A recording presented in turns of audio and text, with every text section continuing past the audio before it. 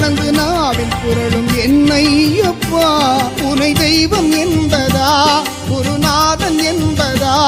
என்னை பார்த்து பார்த்து வளர்ப்பதனால் அன்னை என்பதா உனை தெய்வம் என்பதா குருநாதன் என்பதா